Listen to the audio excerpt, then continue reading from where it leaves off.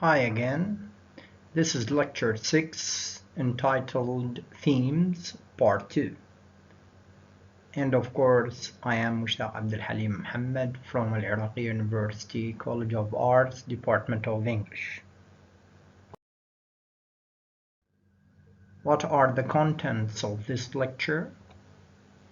The mystery of death,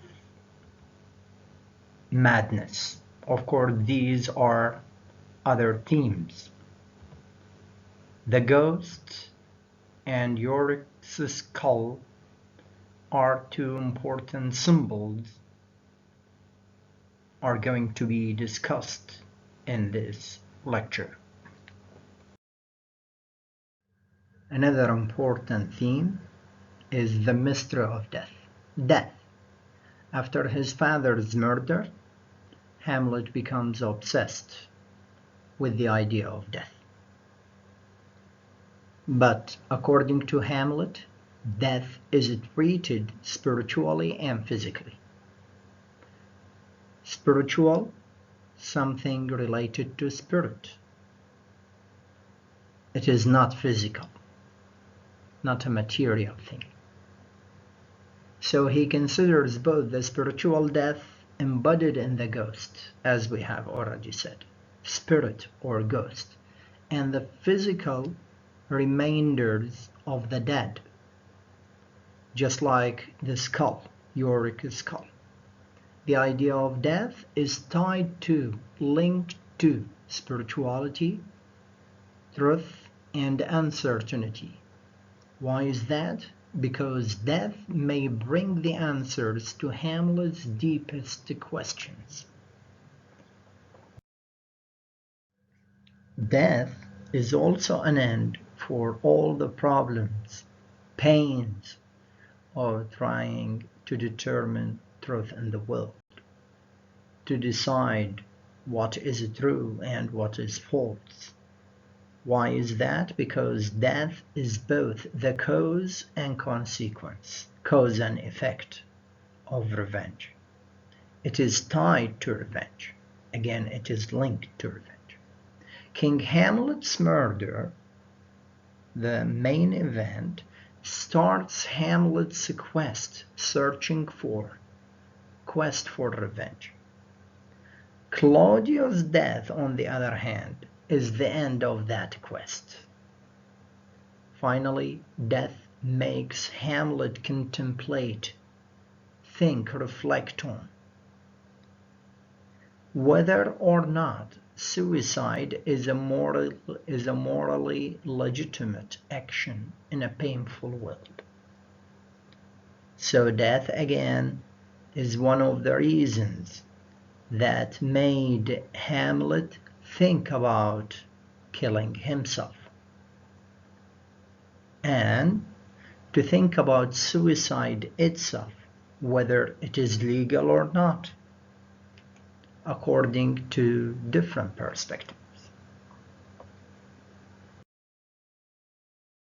So Hamlet fears that if he commits suicide, he will be in eternal suffering in hell, religiously speaking.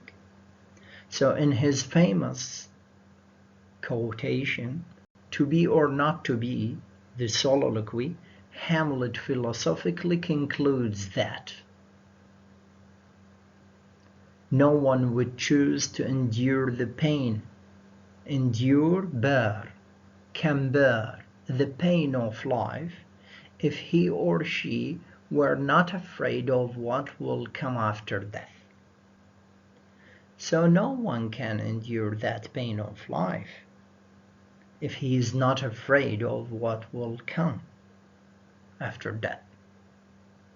It is this fear which causes complex moral considerations. The last theme here is madness. After speaking to the ghost again, Hamlet decides to feign madness. Feign, again, to fake, to pretend being mad. Why is that? Because by being mad, Hamlet will see the king's behavior without suspicion. Nobody will suspect him. Nobody will believe that Hamlet is going to seek revenge, specifically his own uncle, Claudius. Hamlet's apparent madness also has the effect of alienating himself from Ophelia. So one of the other side effects of being mad is to what? Is to stay away from Ophelia, his own beloved. Hamlet's madness frightens her, and he claims that he has never loved her. His treatment of Ophelia is to persuade, to convince her against marriage. And he addresses her by saying, "Get thee to a nunnery." Go to a nunnery. A nunnery, a place where nuns live. Hamlet wants to remove any love, a source of distraction to him. So he wants to focus from his life to kill Claudius. Ophelia's madness is not a deception. So unlike Hamlet, Ophelia's madness is real. Why is that? Because she was so loyal as a daughter and a would-be wife. The loss of her father and lover, Polonius and Hamlet, affects her too much, and she becomes mad. The final one, Ophelia's madness parallels, equals Hamlet's.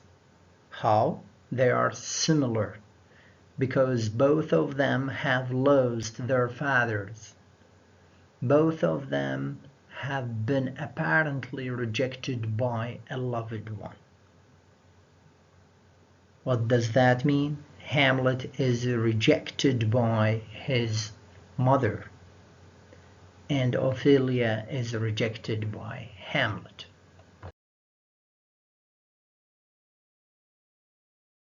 Well, symbolism is very important in this play. Let's begin with the first symbol here is the ghost, and the second one is Yorick's skull.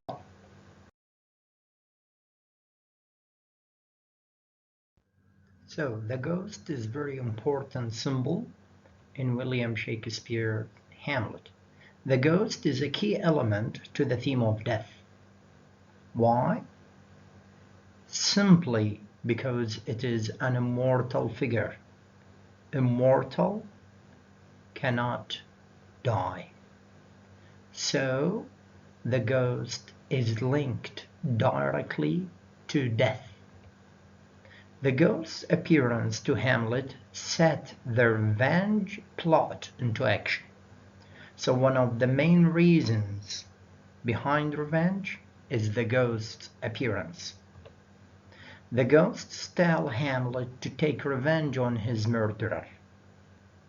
So the ghost asks Hamlet, orders Hamlet to avenge his uncle, the murderer. The ghost pushes Hamlet to face his father's murderer. So the ghost encourages Hamlet to be face to face with his uncle, Claudius, and again to face his mother's acceptance of the murderer. It keeps him suffering. Such an issue is regarded as the reason behind Hamlet's suffering. The ghost is absent at the end of the drama, for it represents the emotional demands of Hamlet's grief and despair. And finally, when Act 5 offers the play's reconciliation of good and evil, the ghost has no further function.